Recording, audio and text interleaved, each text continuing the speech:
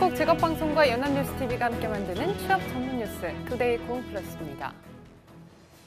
뉴욕을 방문 중인 문재인 대통령이 미국 재계 유력 인사들을 만나 적극적인 투자를 요청했습니다. 한반도 북핵 위기에도 한국 경제는 지극히 안정적이라는 점을 강조하고 새 정부의 경제개혁 방향이 반기업적이거나 기업을 제약하는 것이 아니라고 설명했습니다. 뉴욕에서 이경희 기자입니다.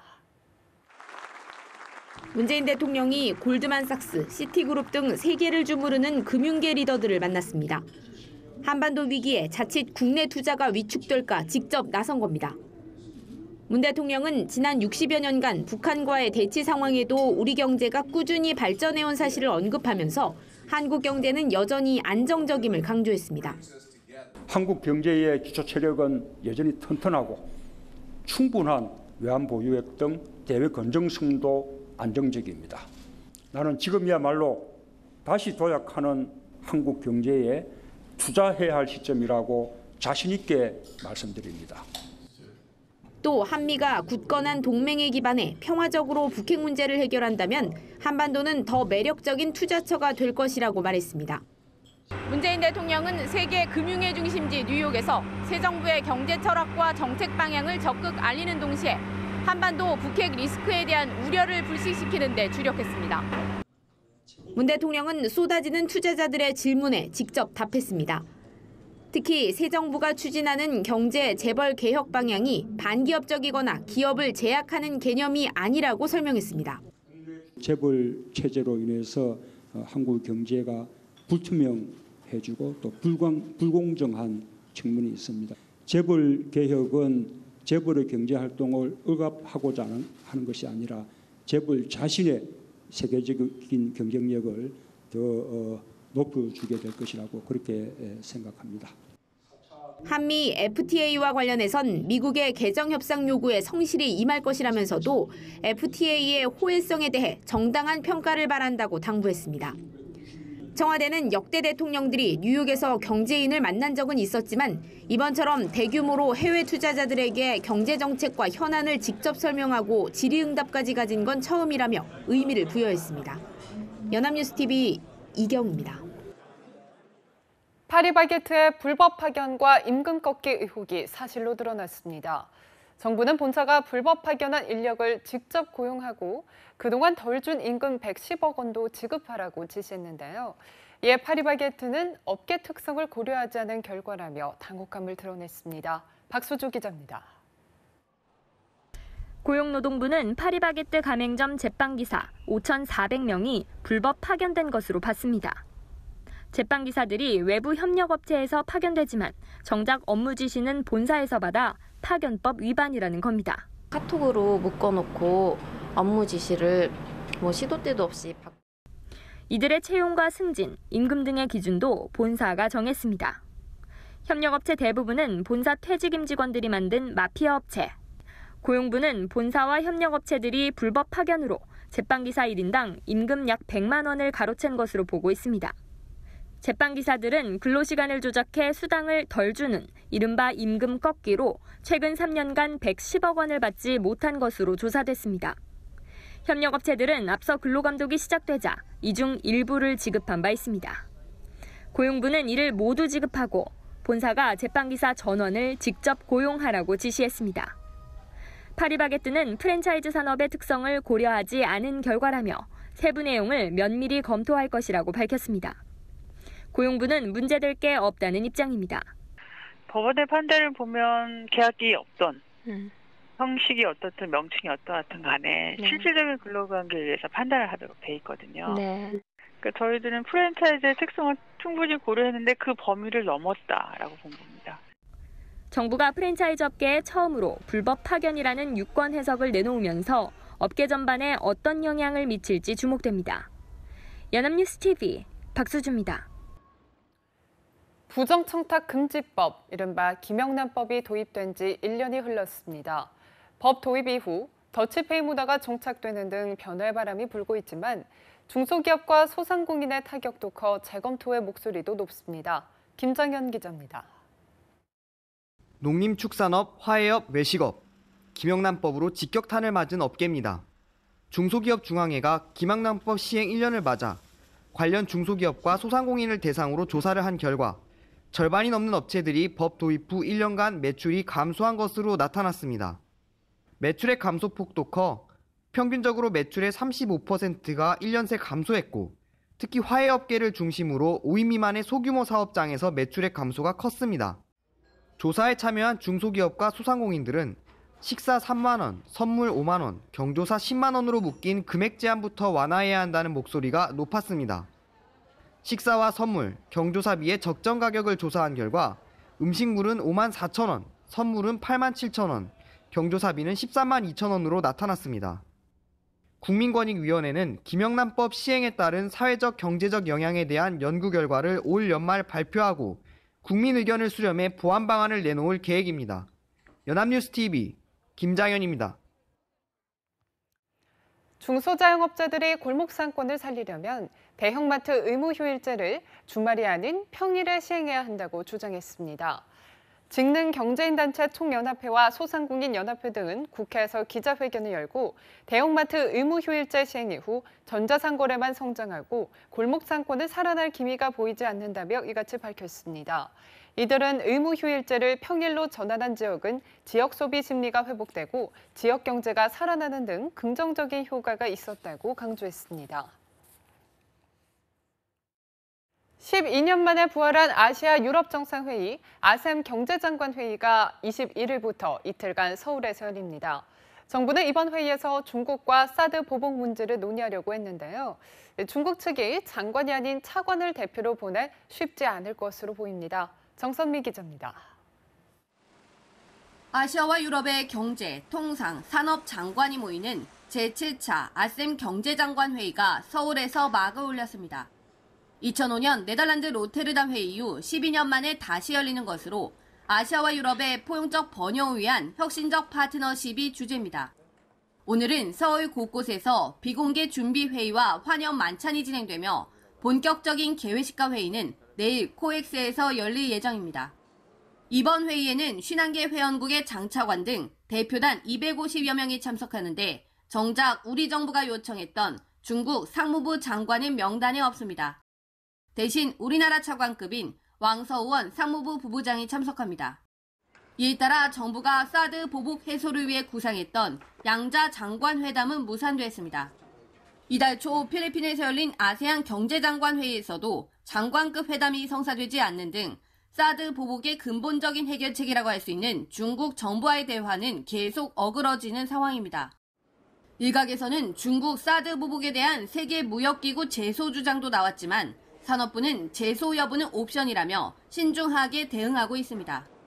산업부는 이번 회의에서 장관 회담을 하지 못하더라도 중국 측과 계속 접촉하는 만큼 사드 문제를 계속 협의한다는 방침입니다. 연합뉴스TV 정선미입니다. 지난해 10대 대기업의 내부 거래가 전년보다 늘어난 것으로 나타났습니다. 특히 총수 2세 지분율이 높을수록 내부 거래는 훨씬 많았는데요. 총수 일가의 일감 몰아주기 혐의가 포착된다면 공정거래위원회 칼날을 피해가지는 못할 것으로 보입니다. 김보윤 기자입니다. 지난해 총수가 있는 상위 10대 기업 집단의 내부 거래 비중과 금액이 2015년보다 늘었습니다. 기업별로는 SK의 내부 거래 비중이 23.3%로 전년에 이어 가장 높았고 포스코와 현대자동차가 뒤를 이었습니다.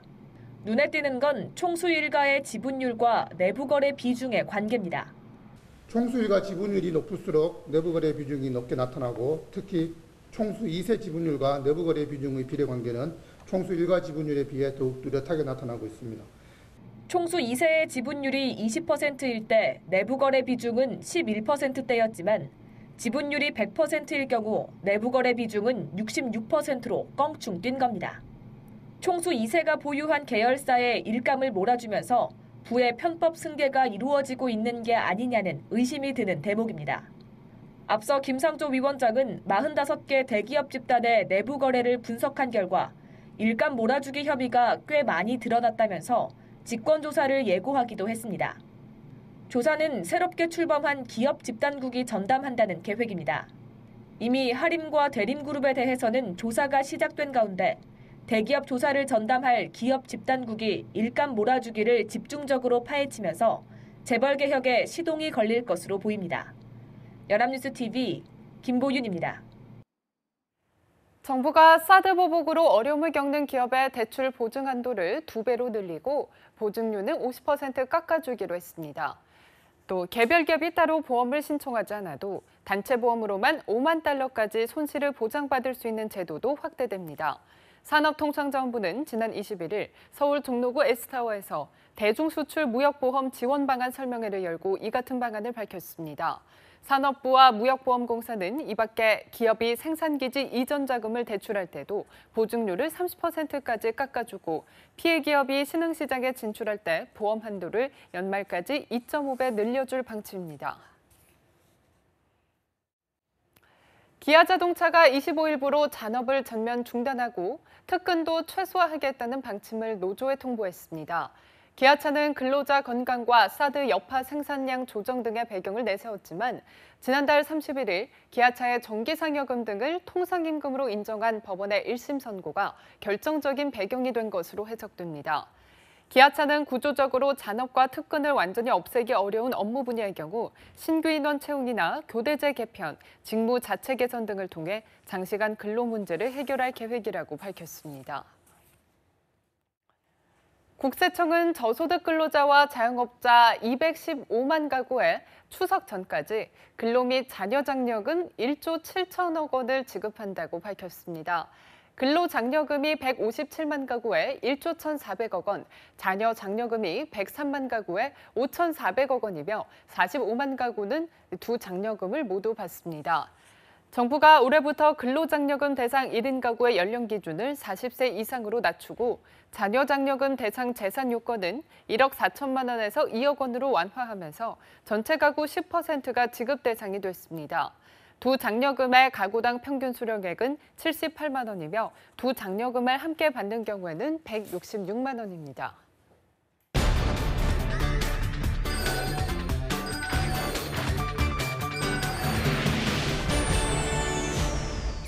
숨겨져 있는 알짜 직업을 소개하는 히든잡. 오늘도 투데이 고흥플러스의 공식 취업 도우미 구보다 캐스터와 함께합니다. 안녕하세요. 안녕하세요. 히든잡 시간입니다. 오늘은 인명과 관련한 중요한 직업을 소개하고자 합니다. 교통사고, 화재 등 다양한 사고와 재해가 증가하고 있는 상황에서 꼭 필요한 직업인데요. 일반적으로 이러한 때에 떠올리는 직업은 경찰관이나 소방관, 군인 등이지만 사실은 이들과 함께 출동하는 또 다른 사람이 있습니다. 자, 석지연 아나운서는 짐작이 가시나요? 저 역시 사고 현장에 출동하는 직업하면 그 정도가 전부인데 숨은 영웅이 있었군요. 어떤 직업인가요? 네, 바로 응급구조사입니다. 응급구조사는 교통사고, 화재 발생 등 인명과 관련한 위급한 상황이 발생했을 때 이 사고 현장에 출동해서 응급조치를 하고 병원에 신속하게 이송하는 업무를 수행하는 직업인데요. 일반적으로 이 일을 소방관이 한다고 생각을 해서 사실 전문 응급구조사가 따로 있다는 사실을 모르는 경우가 많습니다. 네, 저 역시 응급구조사의 존재를 잊고 있었네요. 사고 현장의 가장 앞에서 환자를 살리기 위해 노력하는 소중한 직업인데 말이죠. 그런데 이 직업이 앞으로의 전망도 꽤 높은가 봐요. 네, 맞습니다. 주 5일제로 근무를 하면서 여가나 스포츠 활동 등 외부 활동이 증가하면서 다양한 사건, 사고의 발생 가능성이 높아졌고 1인 가구가 증가하면서 사회 안전망 구축에 대한 요구가 커지고 있기 때문인데요. 인명과도 관계된 중요한 일을 하는 응급구조사를 전문적으로 양성하기 위해서 국가 자격증 제도까지 생겼을 정도입니다. 또 과거에는 병원이나 소방서로 한정이 되었던 응급구조사의 범위가 학교나 보건소, 민간기업, 항공사 등으로 확대되는 것은 물론이고요. 학교에서 수학여행을 갈 때 단기적으로 응급구조사를 활용하는 방안이 발표가 되면서 응급구조사의 활동 영역이 더욱 넓어져서 전망이 매우 높다고 할 수가 있겠죠. 네, 그렇군요. 최근 공무원을 늘리며 증원된 직군 중 하나가 바로 소방직 공무원이잖아요. 그만큼 사회 안전망에 대한 관심이 높아지기 때문에 이와 함께 응급구조사의 자리도 많아질 것 같은 생각이 드네요. 그렇다면 구체적으로 응급구조사가 되면 어떤 일을 하게 되나요? 네, 앞서 간단하게 응급구조사는 인명을 구하고 환자를 신속하게 병원으로 이동시키는 일을 한다고 설명을 했는데요. 하지만 좀 더 깊숙이 들어가면 응급구조사의 중요성에 대해 더욱 잘 알게 됩니다. 우선 응급구조사는 응급 환자가 발생했다는 신고를 접수받으면 구급차를 이용해서 현장으로 신속하게 이동을 합니다. 이후 응급 상황이 발생한 현장에서 환자의 상태를 측정하고 파악한 후에 의사에게 연락을 취해서 지시를 받아 현장에서 바로 응급처치를 시행하거나 의료시설로 이송하면서 응급처치를 수행합니다. 병원에 도착해서도 응급처치를 시행했는지 그 내용과 출동 관련 사항을 정리해서 해당 진료 의사에게 보고를 한 후에 적절한 조치가 이루어질 수 있도록 하는 겁니다. 네, 분초를 다투는 긴급한 상황에서 적절한 의료 조치를 하는 건 결코 쉽지 않을 것 같은데요. 의학적인 지식도 잘 알고 있어야 할 것 같은데요. 네, 그렇습니다. 급박한 경우에는 응급실이나 중환자실에서 의사의 수술이나 진료 업무를 돕기도 합니다. 응급구조사가 할 수 있는 응급조치 업무는 자격별로 정해져 있는데요.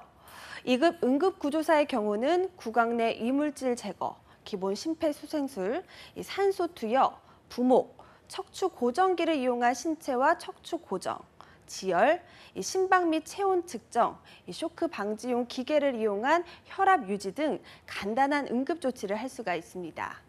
1급 응급구조사의 경우는 이러한 2급 응급구조사의 업무 외에도 좀 더 심도 있는 응급조치를 실시할 수가 있는데요. 기본적인 심폐소생술의 시행을 위한 기도 유지의 삽입, 또 기도 삽관, 인공호흡기를 이용한 호흡 유지, 약물 투여 등을 할 수 있다고 합니다. 네, 그렇다면 사실 병원으로 이동하기 전까지는 거의 의사와도 비슷한 역할을 하는 거네요. 네, 그렇습니다. 이뿐만 아니라 응급구조사는 출동이 없는 경우에도 구급차 내에 비치된 장비가 사용 가능한지 항상 점검하고 무선 장비를 매일 점검해서 통화가 가능한 상태로 유지해야 하는데요. 사건 현장에 출동하고 또 이동하는 도중에도 응급 조치를 위해서 기본적인 환경이 모두 조성되어 있어야 하기 때문입니다. 네, 그런데 사실 사건이 언제 발생할지 모르는 상황이잖아요. 그렇다면 근무 환경은 어떤 편인가요? 네, 물론 일반적인 회사원처럼 매일 규칙적으로 출퇴근을 하지는 않습니다. 응급 구조 요청이 오면 장소나 날씨에 관계없이 출동해야 하기 때문에 주로 2교대 또는 3교대로 근무를 하고 있습니다. 이 소방서에 근무하는 응급구조사의 경우는 3조 2교대로 근무를 하고요. 일반적으로 주간 근무는 9시에서 18시로 9시간 근무를 하면서 이 야간 근무는 18시에서 다음 날 9시로 15시간 근무를 합니다. 불규칙적한 생활이지만 환자를 이송하기 위해서는 건강한 신체와 체력 유지는 필수인데요. 자주 허리를 구부리거나 환자를 들어 올려서 이송하는 업무이기 때문에 허리에 무리가 올 수 있습니다. 또 응급 환자와 접하다 보면 질병에 노출되기 때문에 위생이나 안전에 항상 신경을 써야 하는 직업이겠죠. 네, 그러고 보니 간호사와 비슷한 근무 스케줄을 가지고 있네요. 인명을 다루는 소중한 직업이니 연봉도 만만치 않을 것 같은데 보수는 어떤 편인가요? 네, 일반적인 응급구조사의 초봉은 2,500만 원에서 3,000만 원 정도로 이후 경력에 따라서 더 높아집니다. 여기에 추가로 근무를 하면 이 추가 수당까지 책정되어 있어서 이 공식적인 연봉보다 다소 높다고 생각하시면 되겠습니다. 네, 그렇군요. 그러면 국가 자격증이 있다고 하는데 어떻게 취득을 할 수 있는 건가요? 네, 응급구조사는 앞서 말씀드렸다시피 1급과 2급으로 나눠지는데요. 1급은 대학 또는 전문대학에서 응급구조학을 전공했거나 보건복지부 장관이 인정하는 외국의 응급구조사 자격증을 인정받은 사람, 또 2급 응급구조사의 경우는 실제 응급구조사 업무에 3년 이상 종사한 사람을 뜻합니다. 1급과 2급은 모두 자격시험을 치러야 하는데요.